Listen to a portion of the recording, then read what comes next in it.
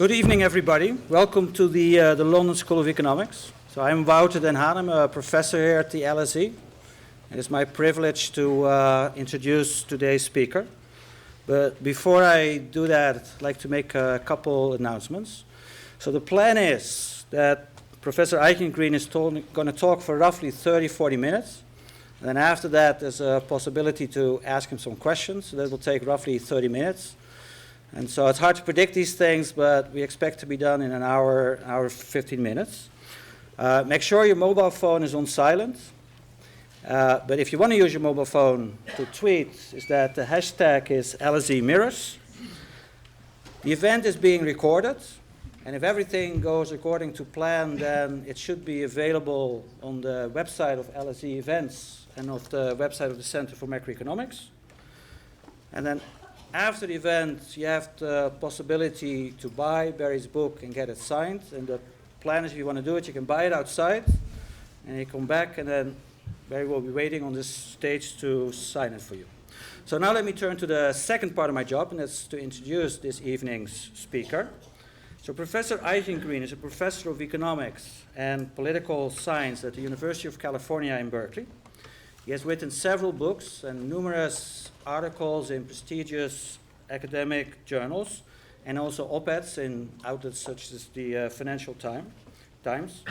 His work covers a wide variety of topics: financial crises, exchange rates, capital flows, currency unions, globalization, sovereign debt, and his work is often rich with wisdom from the past. He has also quite a bit of policy experience. For example, he was senior policy advisor of the IMF, and not surprisingly, he has been on Foreign Policy Magazine's list of 100 leading global thinkers. So we're very privileged to have him here this evening, so please join me in welcoming our speaker.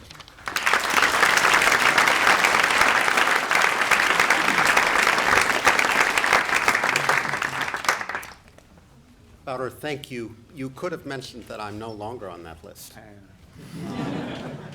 It's nice to be back at the LSE. I see some friends in the audience.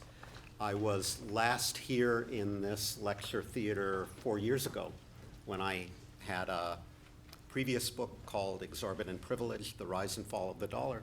So academics have different incentives to write books. Mine is that I get to come to the LSE and talk about it. I'm tempted to start inappropriately for this audience perhaps and say, oh no, not a book, another book about the financial crisis. But here you are tonight on a chilly night with an appetite clearly for another book on the financial crisis. Let me start then with a couple of bits of motivation about why you should be interested in another talk and another book on the financial crisis. One, I think, is that with the passage of time, it becomes possible to see the Great Recession, the crisis through which we've just lived as history, to put it in its historical context, something that was impossible when the event was unfolding around us. And second, I think with the passage of time, it's possible to laugh through our tears to see some of the human foibles associated with the crisis. So in the book, I deploy my ghoulish sense of humor a little bit in looking at some of the things that happened in 2008, 2009 in particular. Why Hall of Mirrors?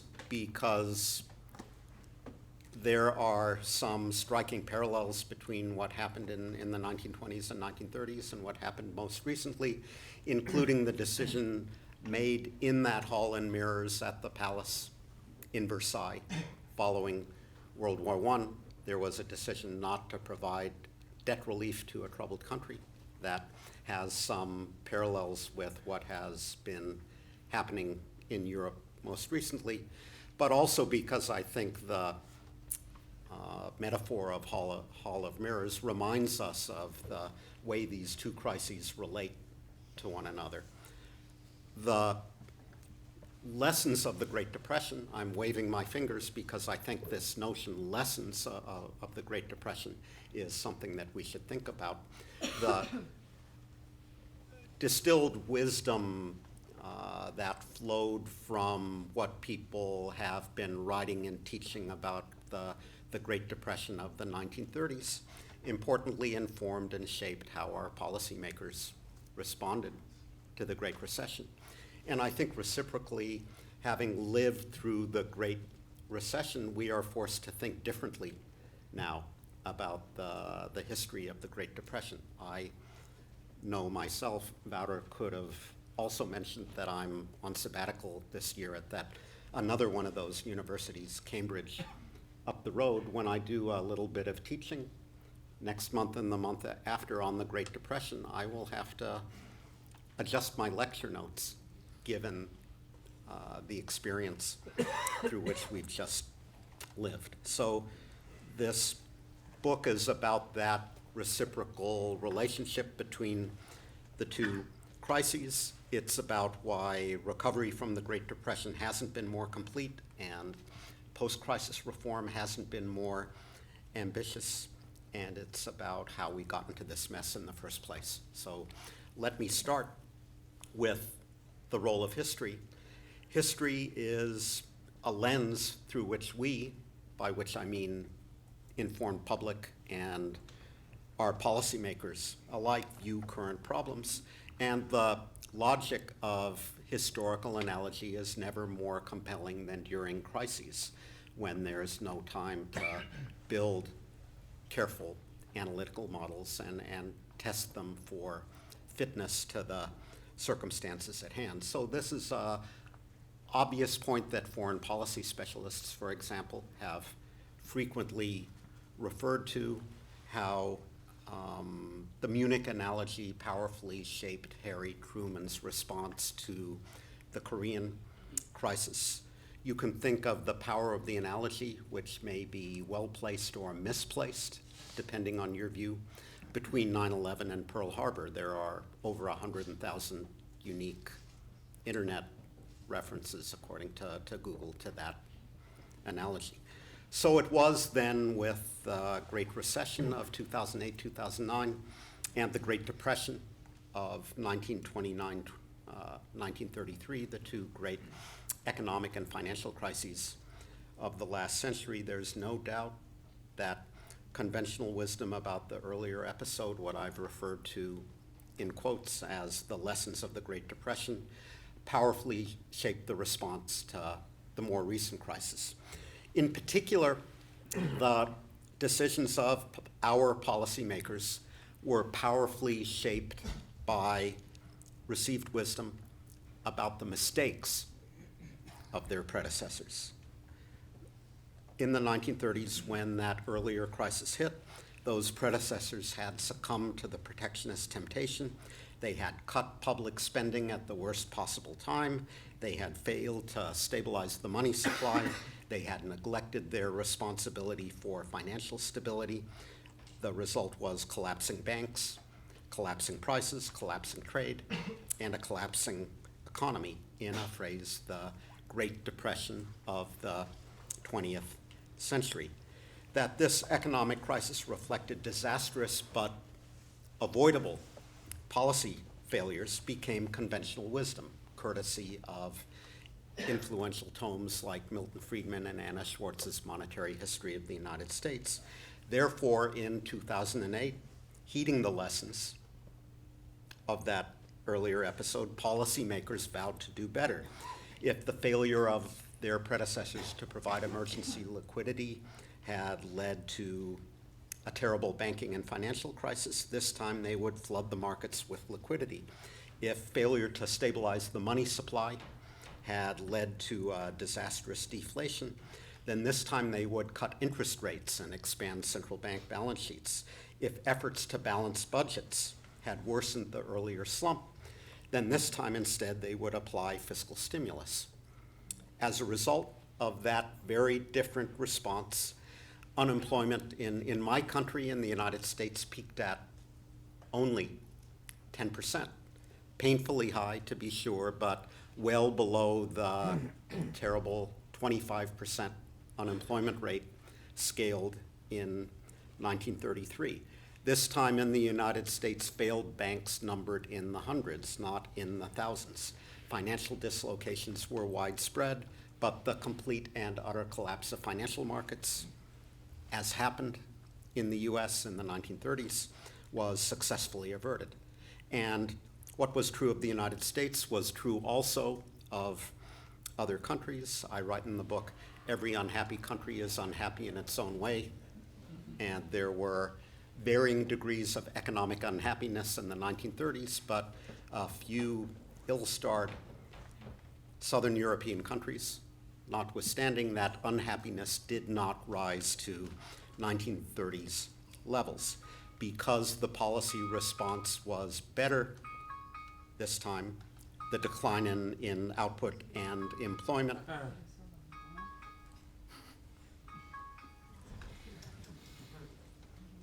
policy response was better this time, so the decline in output and employment, the social dislocations, the human pain and suffering were less. Full stop. Unfortunately, this happy narrative, I think, is too easy on us. Queen Elizabeth II reminded this audience or this institution of the fact in 2008 when she came here and said, why didn't you, addressing the assembled economists, see it coming? In response to that profound question, a number of economists claimed that they had seen it coming. But I think if you look carefully at what they said, they were warning of a different crisis than the one that actually occurred, a dollar crash, for example. Or they were simply uttering vague, unspecified warnings that a bad thing was coming in the manner of many economists. That even specialists on financial crises didn't sound louder warnings. So that's my mea culpa. I'm a specialist not only on financial crises, but on the history of financial crises, and I didn't see it coming exactly. Suggests that we should adopt a more generous, somewhat less critical posture to officials in the 1920s for not having seen it coming. Our failure, I think, reflects what psychologists refer to as continuity bias, the subconscious tendency to believe that the future will resemble the recent past. It reflects peer pressure to conform and the fear of being ostracized. If you are so reckless as to criticize Alan Greenspan's financial stewardship at the Federal Reserve's Jackson Hole Conference in 2005, it reflects the power of a dominant ideology, in this case the ideology of efficient markets, and the belief in financial liberalization that flows from that belief. And it reflects the influence of big financial institutions through their political contributions, and I think perhaps even more importantly, the intellectual cross-pollination, you might say, or the revolving door between Wall Street and Washington, D.C., and how that shapes the policy debate. Ultimately, however, I would point to another even more important factor. I would argue that the roots of this failure to see the recent crisis coming lay in the same progressive narrative of the Great Depression that I described to you a moment ago. Entirely correctable flaws of collective decision-making, that narrative explained, had been responsible for the inability of contemporaries to see risks to financial stability in the 1920s. Modern-day central bankers had learned from the mistakes of their predecessors. Scientific central banking, informed by a rigorous framework of inflation targeting, now reduced economic and financial volatility. Advances in supervision and regulation limited financial excesses. Deposit insurance put in place, starting in the United States, but elsewhere as well, in response to the banking panics of the 1930s, had eliminated the danger of bank runs and retail depositor panics.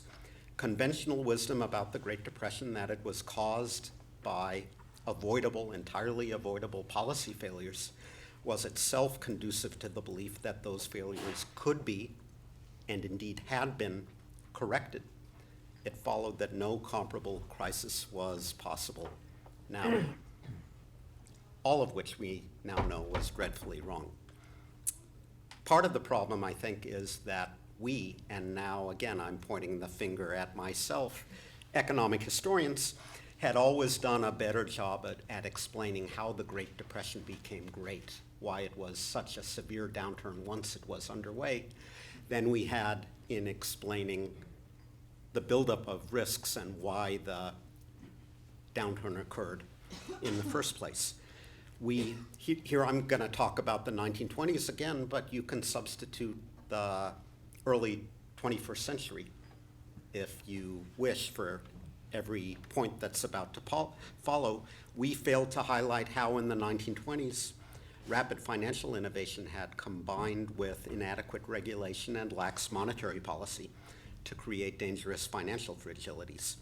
We failed to explain how capital flows from one half of Europe to the other half of Europe had set that continent up for a fall. We had failed to explain how the naive belief that advances in scientific central banking, like the creation of the Federal Reserve System in 1914, had rendered crises a thing of the past and led contemporaries to discount the risks to financial stability.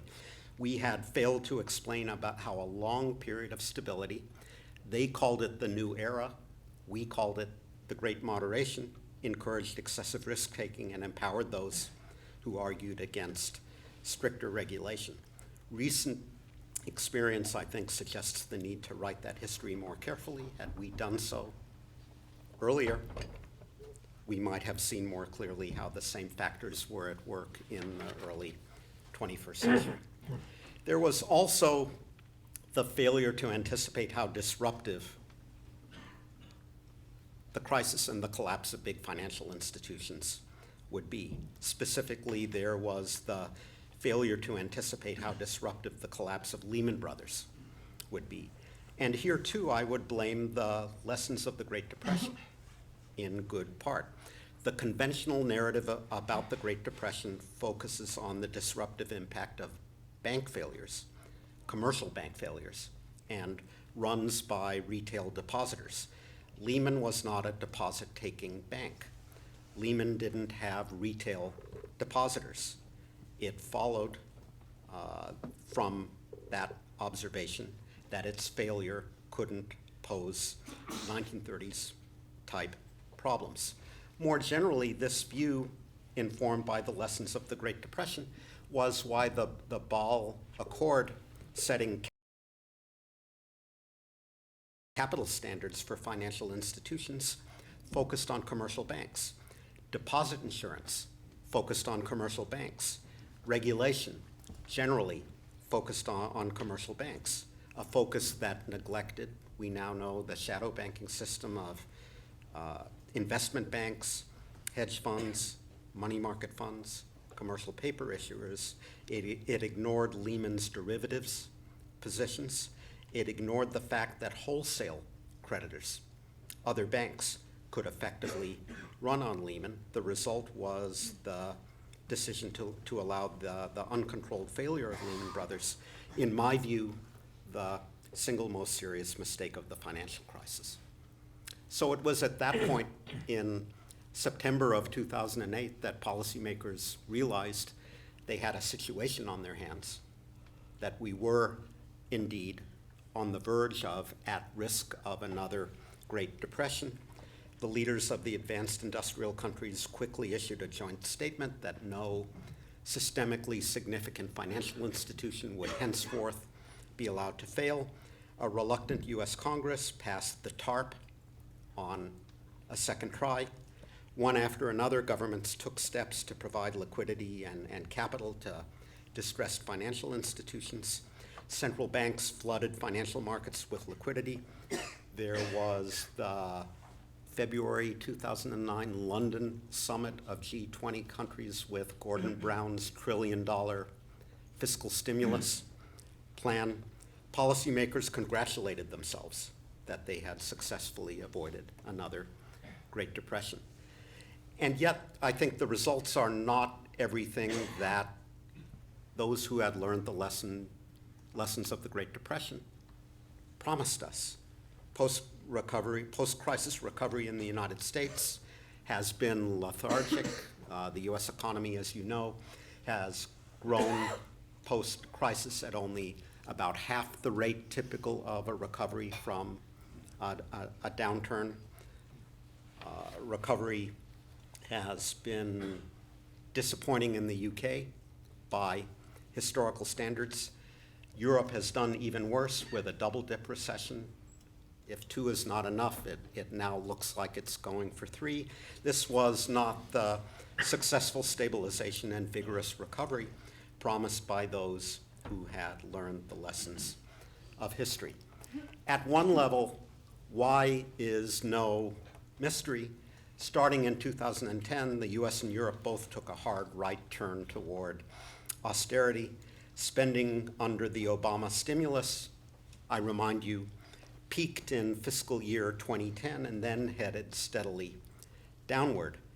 The Congress and administration agreed to $1.2 trillion of spending cuts over 10 years.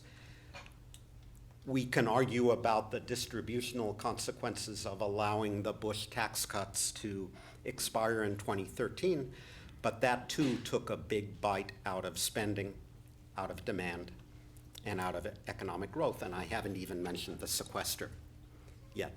In Europe, the turn was even more dramatic. There's no question, of course, that in Greece, where spending was out of control, a dose of austerity was required, but the adjustment program on which Greece embarked under the watchful eyes of the Troika is unprecedented in history. You combine the cumulative tax increases and spending cuts, they amount to 16% of GDP. That's a big reduction in demand to impose on a struggling economy. The euro area as a whole cut budget deficits modestly in 2011 and then quite sharply in 2012, despite the fact that it was back in recession and private spending was stagnant. And I take note of the fact that I'm back in the UK, a country with the flexibility afforded by a national currency and a national central bank, which nonetheless has embarked on an ambitious program of fiscal consolidation. Last time I looked, amounting to a cumulative 5% of GDP. What lessons, historical or other, informed this extraordinary turn of events? For central banks, which similarly moved away from stimulative measures as quickly as they could, there was, as always, deeply ingrained fear of inflation, and that fear is no more deeply ingrained nowhere more than in Germany, given memories of hyperinflation in 1923, and German fear has translated into European policy, given the Bundesbank-like structure of the ECB, and especially in 2010, 2011, when the ECB's French president, Jean-Claude Trichet, was attempting to demonstrate that he was as dedicated as Teutonic and inflation fighter as any German. The US case is more perplexing. The United States had not experienced hyperinflation in the 1920s, nor at any other time, for that matter, but this didn't prevent overwrought commentators from warning that Weimar was right around the corner. The lessons of the 1930s, that when the economy is in near depression conditions with interest rates at zero and ample excess capacity, the central bank can expand its balance sheet without courting inflation. those lessons were lost from view. The more hysterical the commentary became, the more the Congress accused the Fed of debasing the currency, the more Fed governors then feared for their independence. This rendered them anxious to start shrinking the Fed's balance sheet toward normal levels before there was anything resembling a normal economy. So if you doubt the generality of that argument, I have 3 words for you: Swiss National Bank. In the case of fiscal policy, the case for continued stimulus was weakened by its failure to deliver everything promised, whether because politicians are prone to overpromising or because the downturn was even more severe in late 2008, 2009 than anyone who was making those promises at the time realized on the basis of contemporaneous data. There was the failure to distinguish how bad conditions were from how much worse they would have been without the policy. There was the failure to distinguish the need for medium-term consolidation from the need for spending, public spending in the short term. There was the failure to distinguish the case for fiscal consolidation in countries that needed it, like Greece, from the situation of countries with space to do more, like Germany. So a range of factors came together. The one thing they had in common was failure. Inevitably, failures like this have multiple causes. There was the dominance of politics over economic reasoning. There was the inability of economists to make the case for better policies more effectively. I'm pointing the finger at myself again here. There was the tendency of economists to forget as many lessons of the 1930s as they remembered. But here too, I would argue the single most powerful factor in this premature decision to abandon policies that would have done more to support the economy when it needed support was surely that policymakers had prevented the worst. They had avoided another Great Depression. They could declare the emergency over. They could therefore heed the call for an early return to normal policies.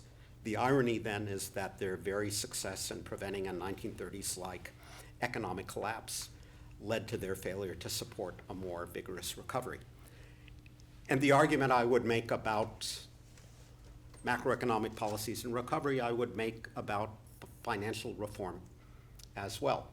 In the 1930s, we saw the complete and utter collapse of the financial system in the United States. The prevailing system was, and its advocates were discredited. In response to that, we got far-reaching financial reform, of which the Glass-Steagall Act and the creation of the Securities and Exchange Commission are only the most obvious examples. This time, we averted the worst. We prevented the complete and utter collapse of the financial system. That allowed the opponents of more far-reaching financial reform to regroup. And what we got in the United States, for example, the Dodd-Frank Wall Street Reform and Consumer Protection Act of 2010 was weak soup by the standards of the 1930s, important provisions of which are now at risk of being rolled back by the new Congress. So again, it is ironic. People misinterpret me sometimes as suggesting we should have allowed the economy to collapse or allowed the financial system to collapse, which is certainly not what I'm arguing, but there is the irony that our success was at the same time the mother of failure. I could stop there, but knowing where I am and knowing my audience, and recalling the evening on which I'm speaking, I imagine there's the expectation that I should say a little bit about Europe and about the euro, especially given how the euro crisis became the second leg of the global financial crisis. I write in the book, the decision to create the euro in 1999 was one of the great economic policy blunders of the 20th century. I would argue that this decision to go ahead with the euro is another example of the uses and misuses of history. In this case, we see the ability of policymakers with a political agenda to cherry pick their historical analogies, to argue that financial instability and indirectly even the political troubles of the 1930s and World War II had been caused by competitive devaluations, not by the rigid gold standard system that preceded those competitive devaluations, implying that the risk in the 1990s was competitive devaluation rather than the premature creation of a gold standard-like system, which is what Europe got in the end. John F. Kennedy, when contemplating how to respond to the Cuban Missile Crisis, considered a range of historical analogies from Pearl Harbor to the Berlin blockade to the Suez Crisis, and he tested them for fitness to the situation at hand. It is perhaps revealing that he had historians like Arthur Schlesinger in his kitchen cabinet, one might say, much like Barack Obama fortunately had Christina Romer as chair of his Council of Economic Advisors. Contrast that with the example I gave before of Harry Truman, who relied only on the analogy with Munich. Truman, I think, did not have historians among his advisors. He had one analogy, and he pushed it for all it was worth. So too did the architects of the Maastricht Treaty.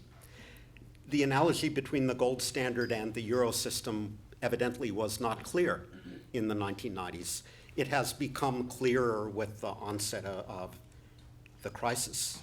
Just as the gold standard prevented national governments and monetary authorities from responding, from having and using monetary autonomy in the 1930s, it became clear that the euro system posed similar obstacles at the national level to stabilizing action. That earlier conflict between the gold standard and the need for unilateral action to stabilize economies and get growth going again was resolved by abandoning the gold standard, which now led many observers to predict that our crisis would be resolved by Europe abandoning the euro. This turns out to have been another misreading of history, at least so far. In the 1930s, when governments abandoned the gold standard, international trade and lending had already collapsed. This time, European countries did just enough to avoid that fate, so the euro had to be and has to be defended in order to preserve the single market and intra-European trade and payments. In the 1930s, political solidarity was another casualty of the Depression, notwithstanding the strains of the crisis. Governments this time have continued to consult and collaborate. We, of course, are about to get a very important test of my hypothesis. All complaints about the European Union notwithstanding, 60 years of European integration created a certain level of political solidarity. Certainly, political solidarity in Europe, even today, under these strained conditions, is considerably greater than it was in Europe in the 1930s. EU countries in a strong economic and financial position have provided loans to their weak European partners. Those loans could and should have been larger, but they have been large by the standards of the 1930s.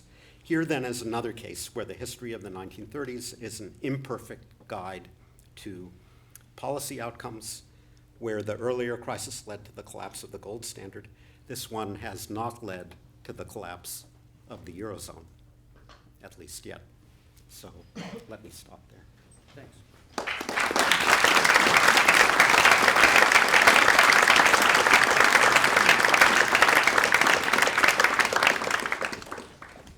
So now we'd like to give you the opportunity to ask questions. So the stewards have mics, so please wait until you have a mic so everybody can hear the question. And try to be concise and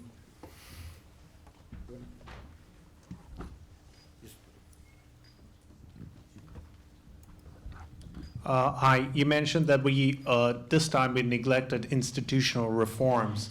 Don't you think, other than political reasons, there's also ideological reasons, especially weakness of, institutional economists and basically the strengths of people who put emphasis on macroeconomic policies?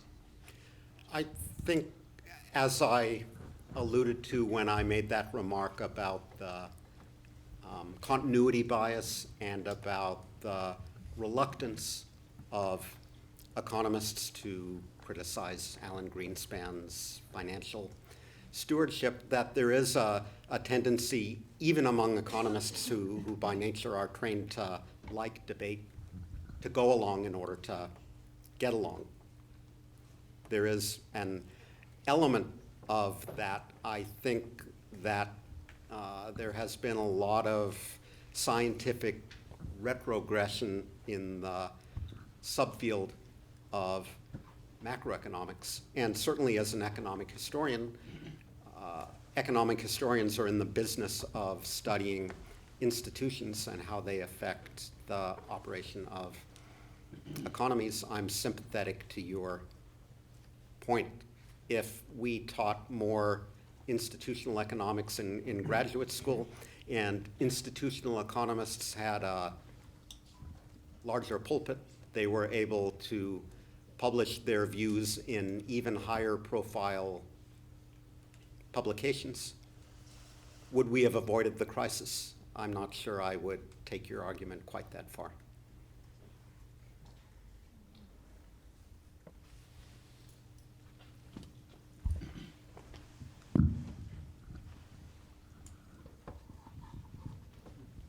I will start pointing to people sitting on the aisles. Thank you. I wondered if you could say a little bit more about the point you made at the beginning, that the experience of this crisis will change the way that we think about the 1930s episode.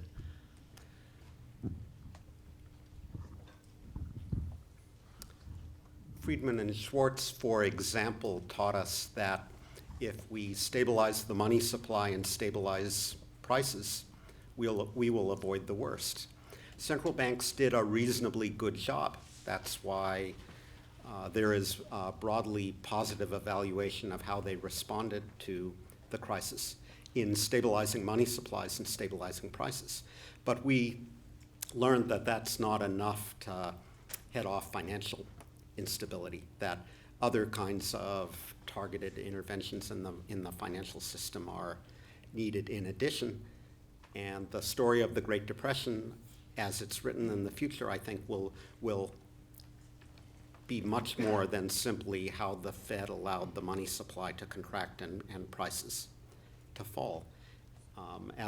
In addition, as I said before, I think we have had a reminder how there's a tendency with benefit of hindsight to see the onset of the Depression as predictable because of rapid financial innovation, inadequate regulation, monetary policy that could have been better, whereas having lived through similar events, I think we have reason to be more forgiving of 1920s policymakers.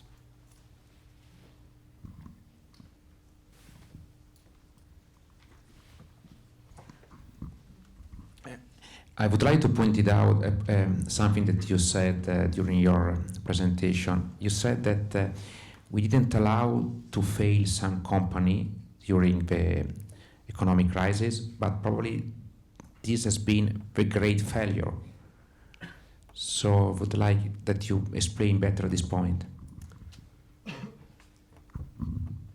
There is a point of view out there that we should have let the banks go under in order to teach them a lesson and address, first and foremost, the moral hazard problem and the tendency to take excessive risks that result in crises because banks expect they're going to be bailed out.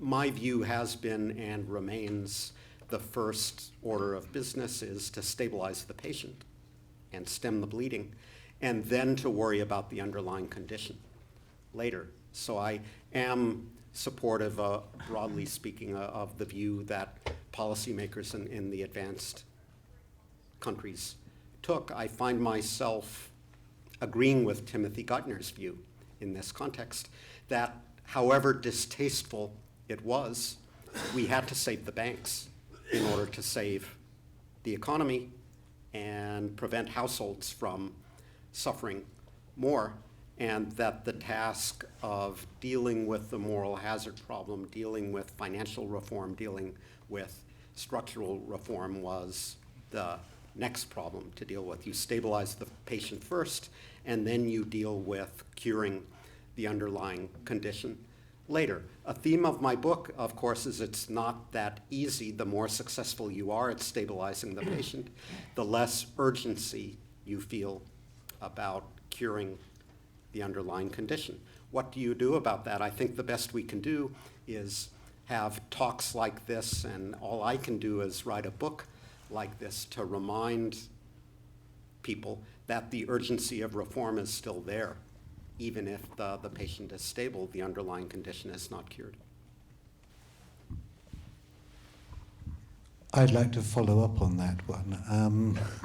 You talked about the Great Depression and financial innovation and perhaps excessive financial innovation, the Great Recession, excessive financial innovation, now attempts to deal with the Great Recession and even more excessive financial innovation when one has to think of this QE product.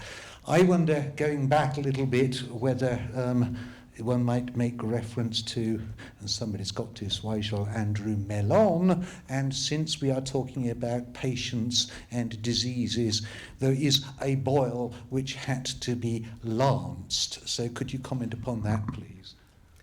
It was Mellon's view that the boil had to be lanced and the rottenness had to be purged out of the system. The other view was, of course, that of John Maynard Keynes, who wrote a letter to Franklin Delano Roosevelt in December of 1933 about recovery and reform, in which he said, you, FDR, continue to worry too much about reform and not enough about recovery, that recovery is the first order of business, and once the economy, the patient is recovering, it becomes time to turn to reform. We have had a test of the opposite proposition recently. So were you an advocate of the other point of view, you can look to the perfect test tube case of Greece, where we have embarked on an ambitious reform effort that has been largely unsuccessful, partly because we neglected the recovery problem. We are responsible for the growing support of anti-Euro, anti-reform parties. I should be clear, I don't think necessarily that Syriza is an anti-reform party. It took Nixon to go to Greece. It may take Syriza to really do meaningful reform in Greece. But I think the fact that we focused on reform and neglected recovery, there is a simple explanation for why they have found it so hard to make progress.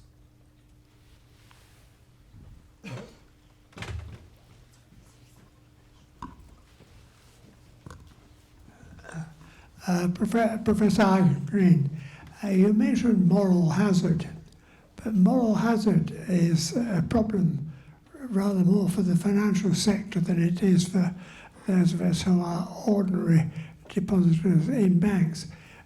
If I can just make a contrast, last week in the press here, there was a great deal of coverage of the comments made by the chief executive of one of the leading American banks about too much regulation.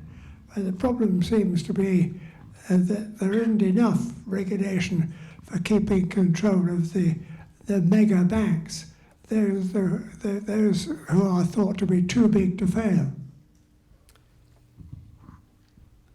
No one should be surprised by the fact that Jamie Dimon is pushing back against regulation. I agree that we have done too much to raise capital standards for the banks. We have not addressed the problem of too big to fail. The big banks are bigger than they were before. We have not addressed the problem of derivatives being traded over the counter. Having them be cleared through clearinghouses doesn't eliminate those risks, it only concentrates them. We haven't removed the conflicts of interest that the rating agencies are subject to when they both advise issuers of securities and then rate the resulting securities. That's not a conflict of interest. What is, we haven't succeeded in disconnecting the rating agencies from the regulatory process. So as I said before, I think there remains a lot to do to address the moral hazard problem and address the problem that financial innovation has run ahead of regulatory capacity. That issue remains. Professor. Hello, Barry. I was quite interested by your comparison of the Eurozone with the gold standard in the 30s. You said the Eurozone was a blunder, and you also argued it has not collapsed yet.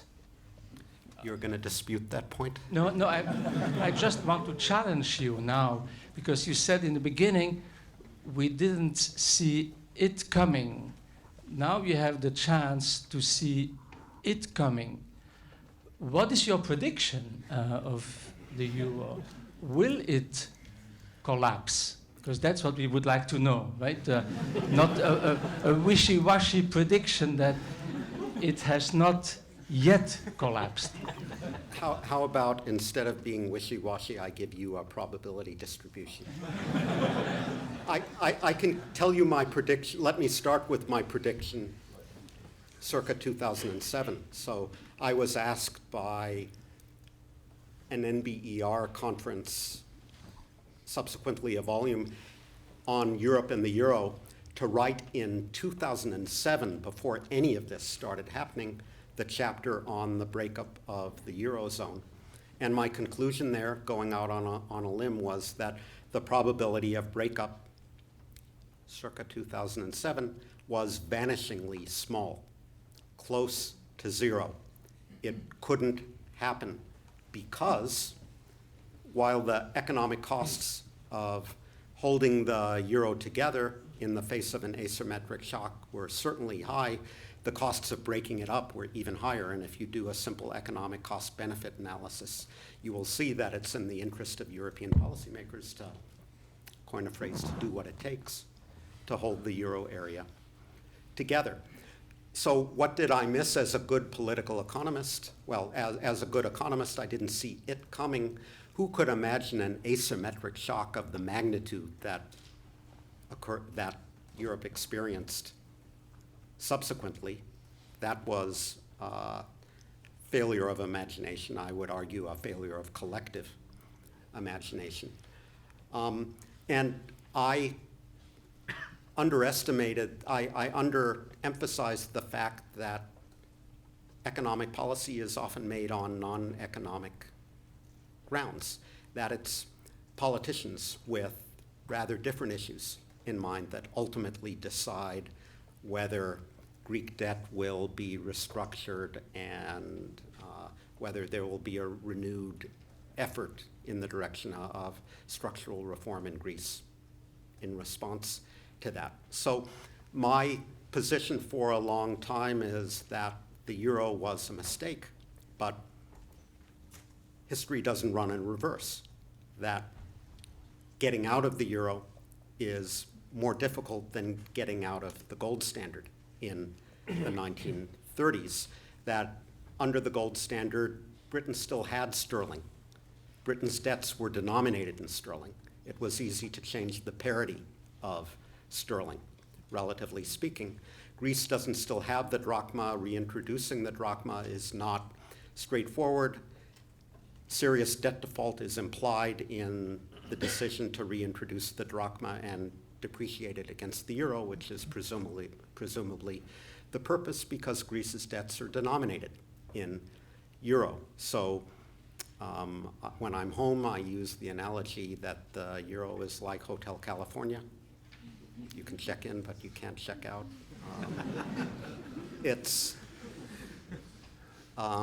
So that's been my position for a while. Rarely does an economist get a real-time test of his hypothesis like I have now. So if you have any doubts about why my hair is gray, there you go.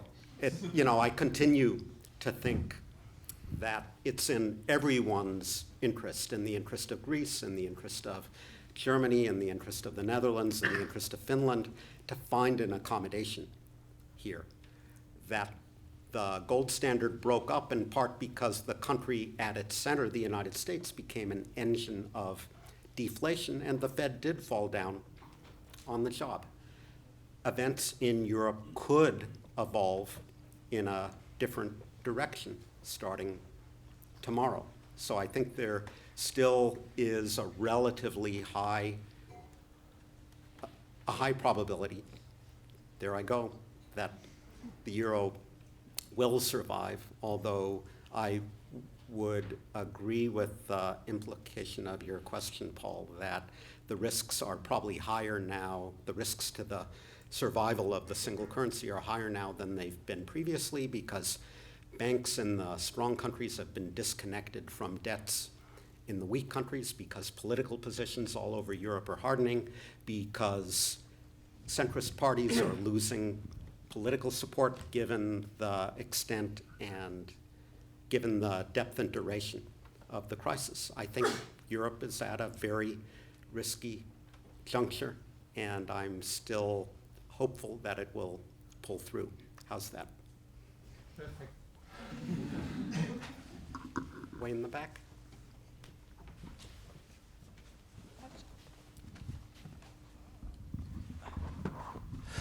Thank you. I think Bretton Woods institutions like IMF is, in a sense, a product of lessons we learned from the Great Depression. But how do you think, to what extent do you think these institutions like IMF was successful to prevent or address to the recent crisis? But if you think it was not success, what were the problems and issues, challenges? Thank you. On my way here, I was back in the US, and I came back to this hemisphere last weekend. I stopped in Dublin, where there was an IMF, Central Bank of Ireland conference celebrating the recovery of the Irish economy and the fact that 8 years on, Ireland was about to match the levels of GNP reached in 2007. Christine Lagarde was there, and I think that is, there was some reflection on these questions. The IMF does financial surveillance. It issues financial stability reports. It didn't warn of financial problems in Ireland, or for that matter, the United States, in the lead up to the crisis. The IMF, as coordinator of policies, I think its role has been assumed by the Group of 20. The Swiss National Bank didn't notify the IMF that it was about to change its exchange rate, as suggested by the Articles of Agreement, and you may have seen Madame Lagarde on CNBC last week expressing her unhappiness about that fact. So part of the problem is that the IMF needs to change to keep up with a changing world, and while the fund calls itself a learning organization, as all of us who work in institutions like this know, learning requires a lot of effort and study.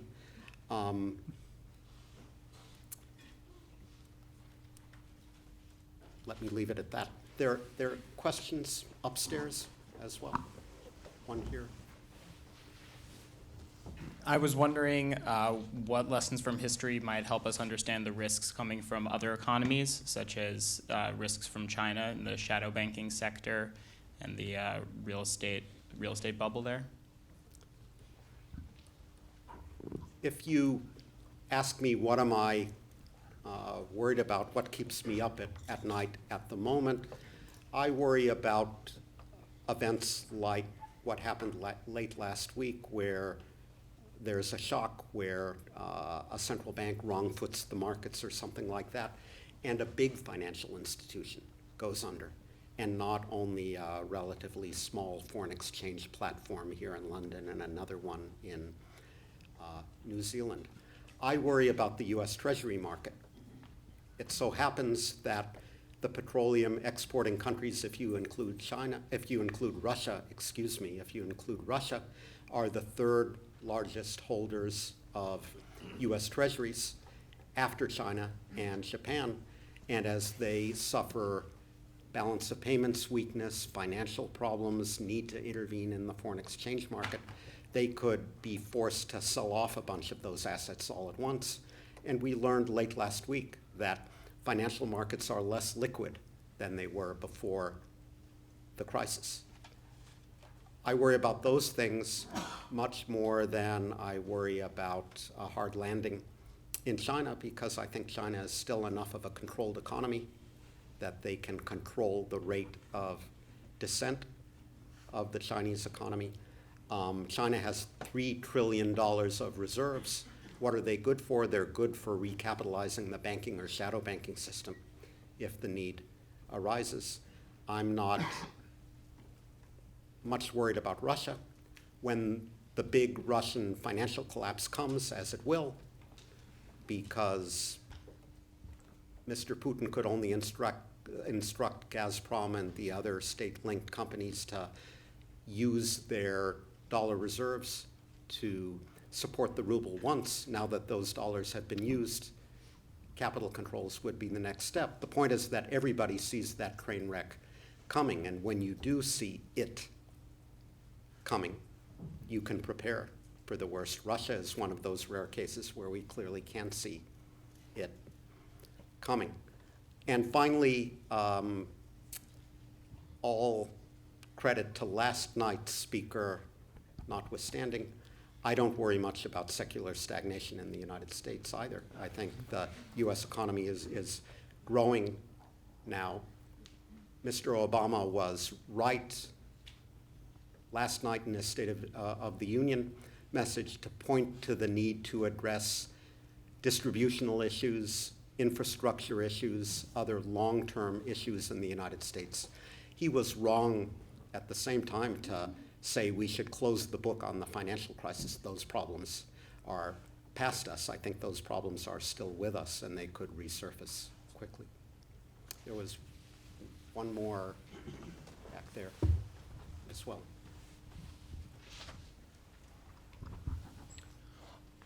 You've said a good deal about analogies across time about certain crises, and I've seen a little bit of rhetoric comparing the crisis in Greece and using that as justification for austerity in other countries.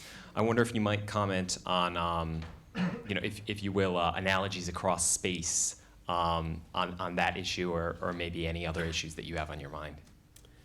Thank you. A lot of my historical work is informed by analogies across space.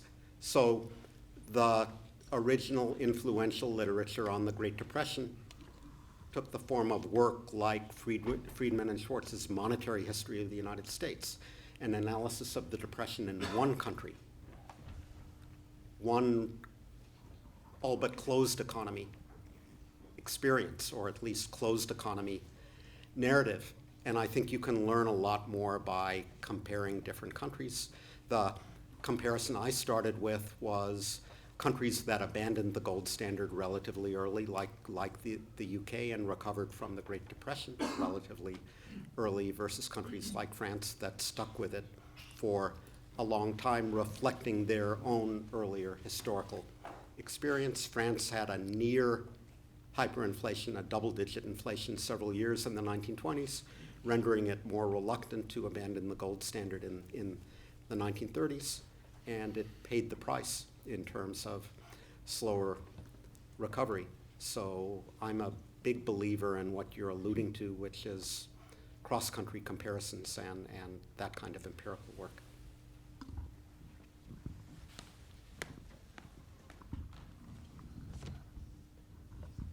Thank you. One of the tools used this time around has been QE. To the extent that the Fed or the ECB chooses to keep the bonds on its balance sheet, isn't this just monetizing the deficit? I'm thinking, of course, about the payments of the coupons and the principals back to the Treasury. And couldn't this be, if you think that some of the bonds on the balance sheet are worth around 25% of GDP, isn't this one of the isn't this just an easy way to generate inflation and to help move out of the depressed situation that we're in with respect to yields? I think we've learned from the crisis that there is no mechanical relationship between the size of the central bank balance sheet on the one hand and risks of inflation on the other. That connection is contingent on a variety of other conditions and circumstances. That said, central bankers tend to instinctually believe that there is such a connection. And that instinctual belief was presumably part of what informed the decision by the Swiss National Bank to make a disastrous change in policy late last week. Is it necessary for central banks to move quickly to shrink their balance sheets back to normal levels in a situation where inflation continues to run significantly below their 2% target in the United States, in Europe, in Japan? Certainly not clear to me. Is it the role of the central bank to generate profits and profits on its balance sheet and seigniorage and transfer them to the cantons in Switzerland or the central government in the UK and the US? No, it's the role of the central bank to target inflation and pursue policies consistent with economic, financial, and of course, price stability. Will the problem of bloated balance sheets take care of themselves? Absolutely. The average tenor of the bonds on the Fed's balance sheet, I think, is now under 5 years. So give it 5 years and all that stuff matures and rolls off the balance sheet by itself. Is QE a source of moral hazard that simply encourages profligacy on the part of governments? That seems to be what Mrs. Merkel said on Monday. It's not clear to me that that logic necessarily follows. The Fed has done 3 rounds of QE and the US deficit has come way down in the meantime. The Bank of England did QE and your deficit is beginning to come down. So I'm worried about the risks of QE in the European case, for example, in the Japanese case, for example. I'm more worried about the risks of not doing QE.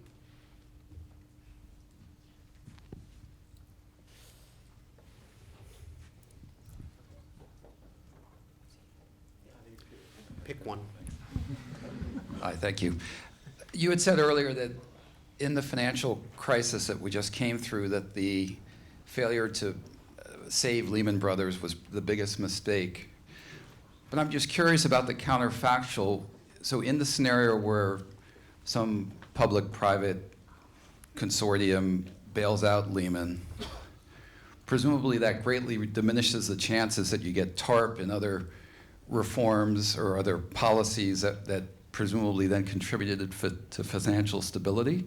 So I'm just curious, in the situation where Lehman was bailed out, would financial stability actually have been better, do you think?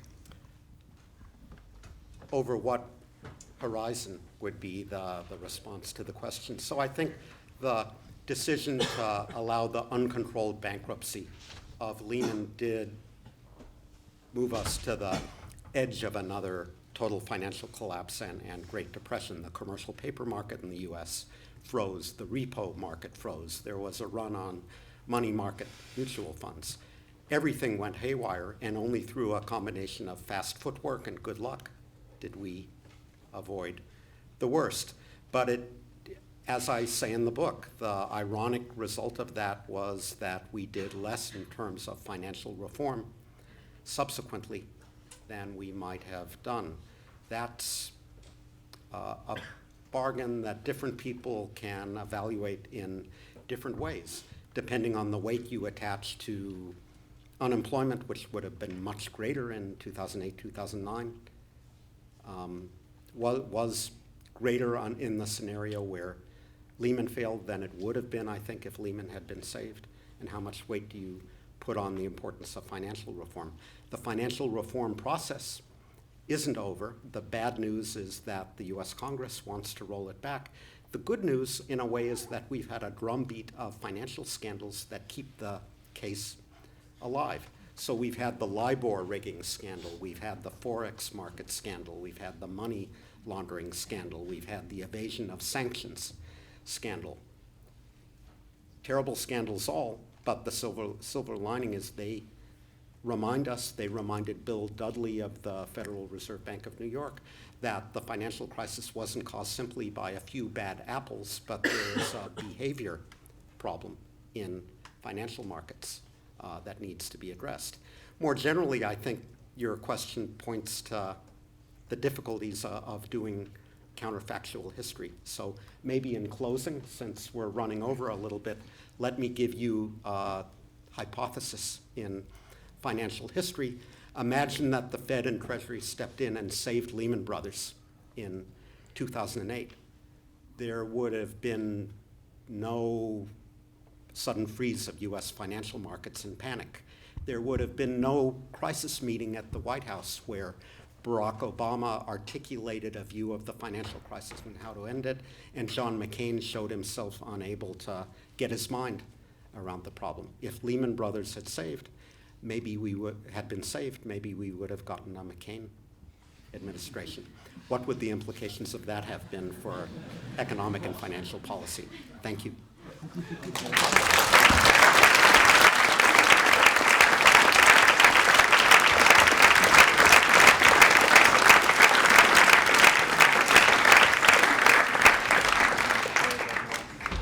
So just to remind you, if you would like to buy the book and get it signed, is that you can do that outside, and then you can get it signed here on the stage. So thanks everybody for coming.